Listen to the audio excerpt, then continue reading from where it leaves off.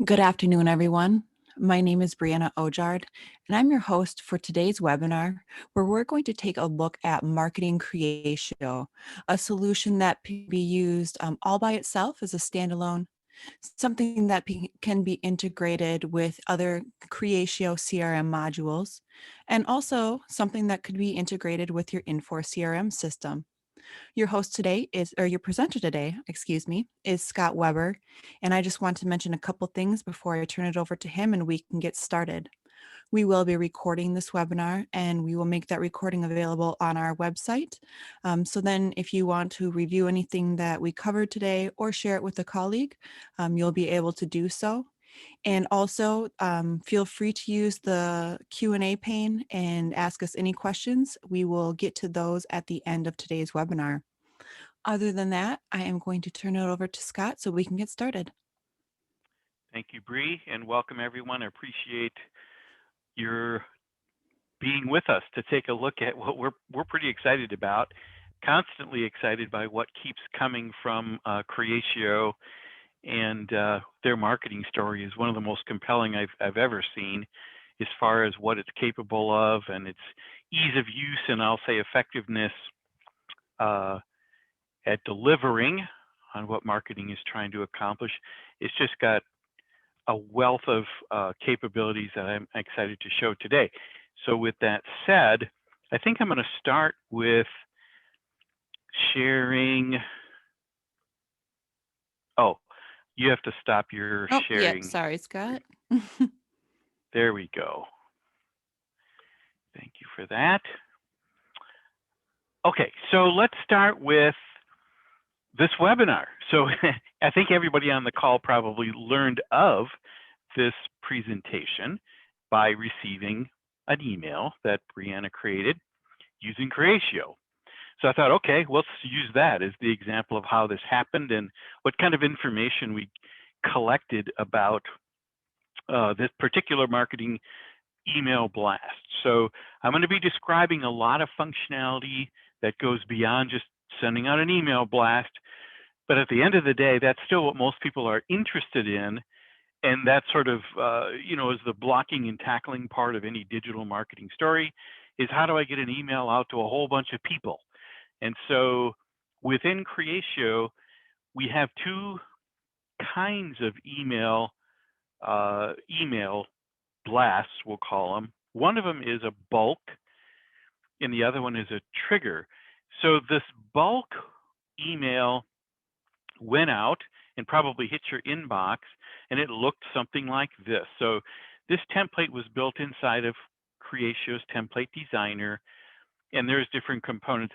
I want to be careful today to not turn this into a training session, but rather make sure I talk about some of the functionality and what I think about it and what our customers are saying about it. So Bree was able to create a very colorful, rich content, lots of graphics and buttons and links and so forth that are all part of what made up the email body itself. And so each of you would have probably received this and then clicked on the registration link, which enrolled you into today's webinar. So this was built inside of Creatio. The audience is who is to receive it. So this is where we use the filtering and querying capabilities of Creatio and built a folder of the recipients that we thought would be interested in possibly attending this webinar. So that's what the audience tab is. It is who is going to be sent the email that we created. And as you can see up above here, because it's complete now, we see some data and metrics around the sending, the delivery, bounces, cancellations, things like that. Cancellations is a soft bounce. And then if we go to the next tab, sending progress, this gives you the play-by-play or did, as you can see back in December. It's the play-by-play sequence of events that went into this campaign and the 4,205 recipients finally, getting it. So that's what you're seeing here. This is getting filled in automatically. So Bree and I monitored this as the campaign was being delivered automatically by Creatio. And they split it into 2 batches, and they happened within just a few days of each other until ultimately all 4,205 were sent the email. Now, some of the other things we could have done, but I don't think we do as a rule, but it's a common feature, is what we call A/B testing, and we'll get into that when we get into the other demo system. It gives you the ability to send the same audience 1 of 2 different emails to kind of understand which emails are performing better. Maybe there's slight differences in the graphics or the language and content that was used in the email, which would lead you to believe future emails should be more like the one that performed better within your A/B testing. This is one of the most interesting parts of it here, is this gives us an understanding of the overall performance of that email. And you'll notice these little call outs. This is how many times these buttons got clicked on. So within the email template, there was lots of live clickable links. Here's an image somebody could have clicked on, the registration now buttons. Nobody unsubscribed, which is nice. And in some of our social media links you're seeing down here. And again, it tells you in this what they call a heat map of how interactive folks were with this email once it hit their inbox. Pretty cool. And then down below is getting into some more granularity about the performance of the links. How are you performing? So you can see if I hover over this one, this is somebody that, or 29 people who just went to this particular link. So again, as I move through these horizontal or vertical bars rather, it tells me, well, what link is it that got 21 and so forth. So you can click and it'll take you to that web page. Those are clickable links. And then down below is just a list of those same links from that email above. So you can, again, click into those and see these are ranked by the number of clicks. So within the audience, you can also see who is the most clicky, if that's even a word. So I hope I'm not picking on Eric here from Panasonic, but he clicked on that email 48 different times, which is a great thing. So obviously you had some interest in what was being said or the information contained within an email, and thank you for that. And then finally, these are some other email metrics around the timing of it all. So you can see that it was the clicks and opens and how they progressed over time. So this is looking at the activeness of the email as the days went on. As you would expect, the interest in opening it kind of peters out after a few days. And this is the delivery errors, soft bounces. And of the soft bounces versus hard bounces, what percentage is there? And these are like showing, problems with the email itself. We had one spam complaint, and that was probably Dale from the Customer FX office. So we don't pay attention to that. Okay, so that is what I wanted to show as far as what I would say is the core capabilities everybody wants. Email blast, there we go.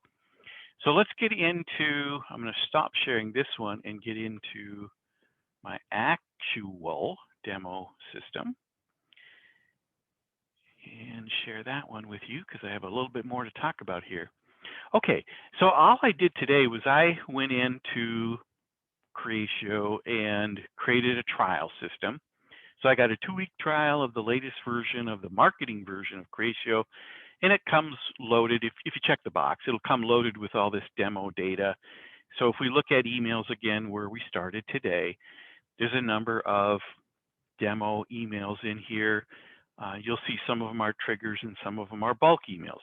So as we started, we talked about bulk emails, meaning I built a list of who I wanted to get the email, and that's what a bulk email is. These other emails are trigger emails, and those are tied to campaigns. So let's take a look at a campaign. A campaign is how you start a trigger-based email. So a trigger-based email is based on the audience being part of a group. And so I associate the trigger email with a filter or group that I built in here. And the idea being is that this campaign will run continuously. It's not a one and done bulk email blast.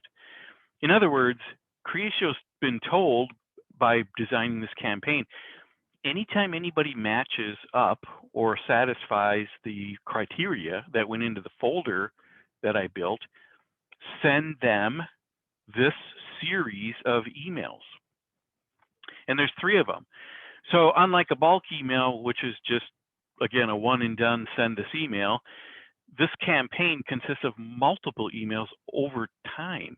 And these multiple emails branch and can do different things based on decisions that it's making along the way. And those decisions can include adding people to it. So let's look at this one. This is the flow of a trigger campaign now that has 4 different email templates in it, which is what these purple boxes are. And right here at this juncture, there's a rule that I told it I wanted it to think about.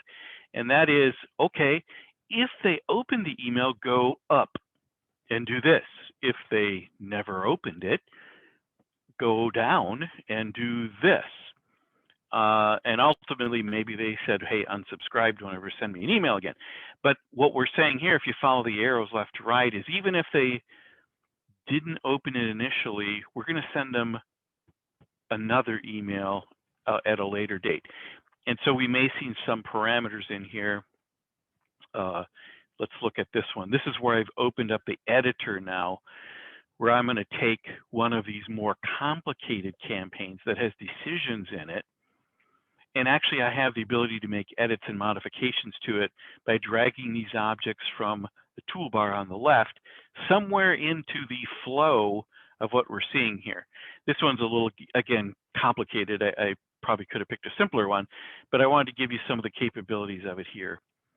So things can be added and done along the way, along the journey through my little email matrix here, to include updating data, adding other emails, adding an audience member. And again, that audience member gets added based on rules. Maybe they became a customer yesterday. And because of that, they're going to start getting this sequence of emails over time. Some other things that can trigger them to be enrolled in this campaign is if they fill out a landing page form, which we'll look at in a second here. Or maybe they enrolled in one of our events, like this webinar. It can also be based on time. Time means, hey, you're a customer, but if we haven't talked to you in 6 months, we should probably send you a nice email. So that would be an example of, hey, we still care about you. So that would be an example of a trigger email based on some time elapsing, which is looking at data or the lack of data somewhere within the CRM system. For example, there's no activity in some certain period of time.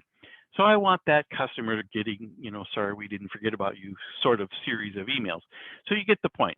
So that's really what a trigger campaign is. There's lots of different things you can do, adding data, updating, modifying data, or remove somebody from the list.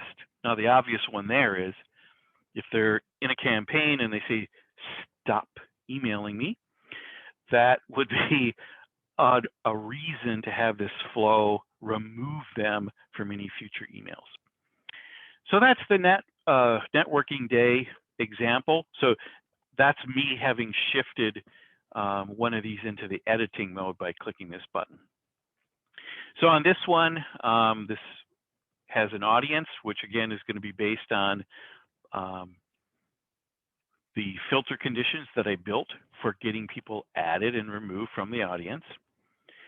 This one is made up of these emails, which we saw graphically, the purple boxes. And you'll notice that there's some landing pages on this one too. So let's take a look at that.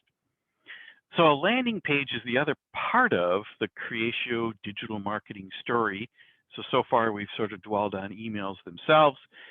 Landing pages are pages on your public website. You'll notice these all start with our company, our company. It's a fake website, but maybe somebody wants a demo or a salesperson to call them. So these are where we would build the data that's going to be implanted on a form on your website. Most companies have a contact us now at the minimum. What's your name? What's your email? What do you want?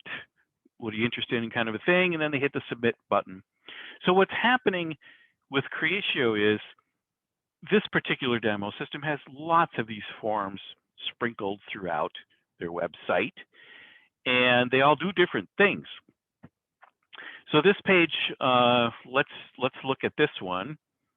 Now this isn't real pretty to look at, but this is where you build, or Creatio builds for you, the actual HTML code, which is all this stuff that gets implanted on the website that the form is on. So let's say you have a form, and that form is saying, what's your name, what's your email, what's your zip code, your phone, your company. You know, maybe you don't have all this stuff on there, but maybe you do. And people give you all this information. They type it all in on that form. Most companies today, when the customer or prospect submits it, it ends up sending somebody an email in your company. Hey, Brianna filled out this form, and now it's sitting on somebody's inbox somewhere, hoping they do something with it. Where what Creatio is going to do, because we have this code implanted, it's going to create a new lead in Creatio, and it's going to take the data from the form and put it into these fields within the Creatio lead form. So that's what landing pages are for, and they can be things like surveys or sign-ups for this, or a request a service call, or something. You know, the sky is the limit as far as what a form can do on your website, and then all this stuff is live and integrated, of course, with Creatio. So what most companies do, again, talking about the blocking and tackling part of digital marketing, is they want new leads to get generated. So any one of these landing page forms could generate a new lead, and now let's take a look at leads. So leads, and if anybody's an Infor CRM user on the call, Creatio has a very different view of what a lead even is. In Infor CRM, for example, a lead is a person that's interested in something. And in Creatio, a lead is interest that a contact has. So it's not another person. It's attached to a contact that's already in the system. So the concept of multiple leads for any given contact exists in Creatio, but it doesn't in Infor. In Infor, leads are kind of their own little island of people and what they're interested in. I'm not saying one way is right or wrong. I'm just pointing out the difference. So leads are, somebody's raised their hand, and let's pick on Alexander Wilson here. So he filled out a form, and the result of that was a lead record was generated for Alexander. And through our process engine and our rules engine, it was decided it needs to be aligned to Mary King. She's one of the salespeople at this test company. And so Alexander here is an employee of Alpha Business, and maybe he already existed in the system. And if that's true, this would just be another lead record that's getting registered to Alexander Wilson. Maybe he raised his hand a year ago, but nothing happened. So here he's back and has expressed more interest in something. So the lead form is filled out and qualified by either marketing or by inside sales or your sales department. It doesn't really matter. However your company works to qualify leads is really an internal decision. There's no one right way to do it. So he's interested in some products here, and again, I'm trying not to turn this into a training session today, but I want to make sure I hit on what I think are the high points. So if he's visited your website at all, you'd start to see web events recorded here. He responded to this particular bulk email and clicked the button, and that's how the lead got generated. So you're kind of connecting the dots back to his buyer journey and his buying experience. And then ultimately, you move him through the qualification stage by clicking through this process engine, going from left to right again across the page. And this is going to do things like schedule follow-ups, schedule phone calls. It can send automated template emails from the sales rep and things like that. And then ultimately, it can result in creating a new opportunity, or he may say, I'm not interested or not qualified, whatever the case might be. So we'll back out of this and take a look at another one. Sure. Oh, okay. Now, the final part of this is, let's take, a lead obviously can then turn into or become an opportunity. And the last thing I wanted to talk about was our machine learning capabilities of Creatio. This is a technology that's really trickled down from big enterprise CRM systems and has trickled down into smaller, like Creatio mid-market size solutions. So predictive scoring and machine learning is where the system analyzes and churns on data within your system. And in this particular demo system, it's doing lead scoring. So it's assigning us points to a lead to try to help so that sales isn't spinning their wheels and wasting their time on deadbeat leads that are never going to turn into a sale. They just like to talk to salespeople, perhaps. And so we use machine learning, which is actually happening on Creatio servers, not your servers. So their servers are constantly churning through the data you told it to look at in these machine learning models. And in this example, again, this one is trying to do a predictive score, and it's been told to examine some of these different fields of data and look for patterns. The patterns are, what is the data attributes and qualities of leads that we win, that we close business? That's important to know. That's where we want to focus our time as salespeople. But just as important, it'll point out to us which ones we never close these. We never close people in Arkansas, or, a lead's bigger than $50 billion or whatever it is. We never close those ever.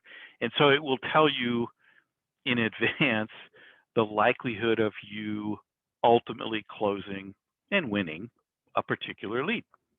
So that's built into Creatio as well, which again, I think is just an amazing and a powerful capability of the system. And then the final thing I wanted to talk about was events. And again, these events are where you would have a series of emails that were designed to get somebody to enroll in some kind of an event. It's very similar to a campaign, except events typically have a target date. They start, but they have to end, obviously, on some time or date before the event goes on, like today's webinar. And so that's what an event is for driving registration for your events. Okay, well, that's everything I was planning to show and talk about today.